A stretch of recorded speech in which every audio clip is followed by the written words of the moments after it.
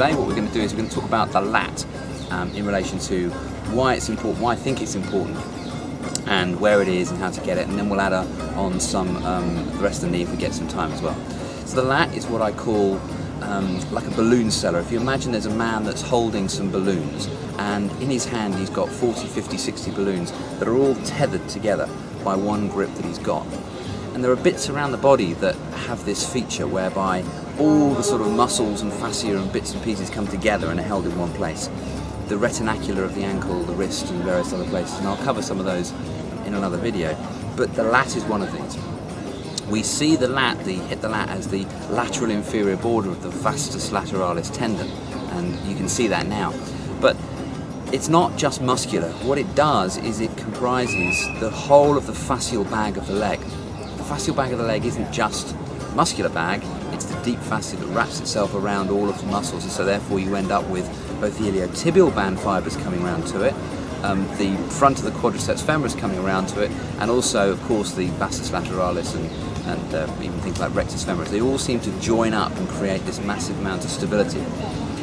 From this comes around the inside, the lat seems to continue around onto the underside of the knee, so that as part of the patellar ligament, again the fascial components of the patellar ligament are linked up into this bit that we call the vastus lateralis, the lateral inferior border of the vastus lateralis that hit the lat. So what we'll do is have a little look at it, and we'll just have a little tips and as to how to find it. Sometimes we get tricky lats that you can't get, and I'll show you a way of making sure that you get it every single time.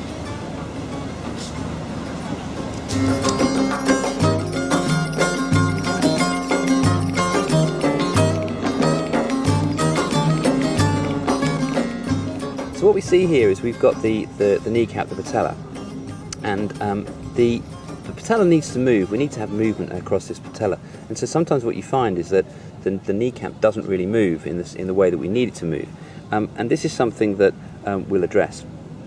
The lat itself is actually right on the edge of the kneecap, so what we need to think about is the kneecap as a clock, and if we think about this as being 12 o'clock and this as being 3 o'clock, then we can call this lat something like, I don't know, say 2:30, and our thumb sits onto there. There should be a little ridge, a little dip that we can feel quite happily. The tendency sometimes is to get ourselves too far down onto this more lateral aspect of the knee. Now there are plenty of things that we can do around here, and there are additional moves around the knee, approximately about 30 or 40 of them that we can play with at another stage. But initially this lat covers most of the ground if we get it right. So in order to get into the right position, as I said, we've got to about 2:30, and the other thumb is going to come into the centre, and we're going to keep this window. The window is the line that we're talking about, the space that we're talking about between our fingers and thumbs. And the space doesn't change. The angles between here and here don't change ever. So when we're making the move, we need to take the skin slack first down, and the movement is the whole of the hands. It's a whole hand movement. I'm not going to put the move in here. I don't believe that YouTube is the right forum to start to teach moves, or is a good replacement for therapies, and I think that the sale of DVDs teaching Bowen is both immoral and opportunist. However, come back in a few years' time when I've done it, but for the moment we're not going to put the move in here. I've taken the skin slack down, I've tucked underneath it. Now if you find yourself in a position where you've got somebody with a chubby knee, which I haven't got here necessarily, but if we find we've got somebody with a lot of tissue or a lot of swelling around the knee, here's the way around this. Take your thumb and bring your thumb right up against the top of the kneecap. So my thumb here now is touching the lateral edge of the kneecap, and you see how I bend my thumb here. And what I do is now I've created a little space, and in that space I'm going to drop my other thumb. That then takes me right up against the edge of the kneecap, and from here I can then make my move.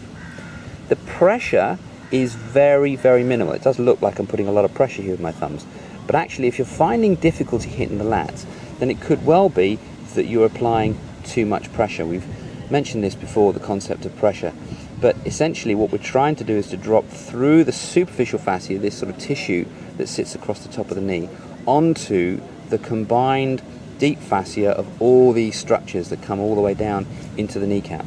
So no pressure, no pressure. If you're really jamming at this, then it's not going to work. The other thing is that it's not a squeeze. We're not making the move in this way. It's not a squeezing move.